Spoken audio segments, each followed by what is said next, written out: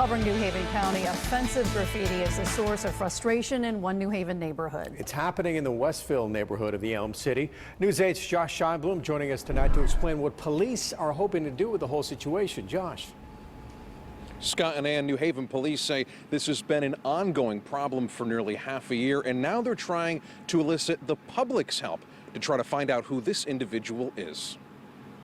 I think it's terrible, and unfortunately, I don't see it getting better anytime soon. The Westville neighborhood in New Haven is abuzz with a reoccurring act of vandalism. Graffiti I saw on the block here, I actually thought it was a giant mushroom with boulders. That as fast as it's being removed, keeps popping back up. I guess like people in the community will get rid of it, you know, and then they'll put it back up there like, why? The images are of male genitalia, spray painted anywhere it appears where the paint will stick. As it turns out, in other situations, it was more explicit with captions. Rabbi John J. Tilson of Beth El Kesser Israel Synagogue on Hamilton Street says the issue has been a constant nuisance for weeks. One nice thing about this is the city has been extremely responsive to the graffiti. We reported something on our block. Within 3 or 4 hours, it was cleaned up. Police don't know who is responsible for the graffiti, but on Wednesday there was a break in the case. Surveillance cameras at Rabbi Tilson's house of worship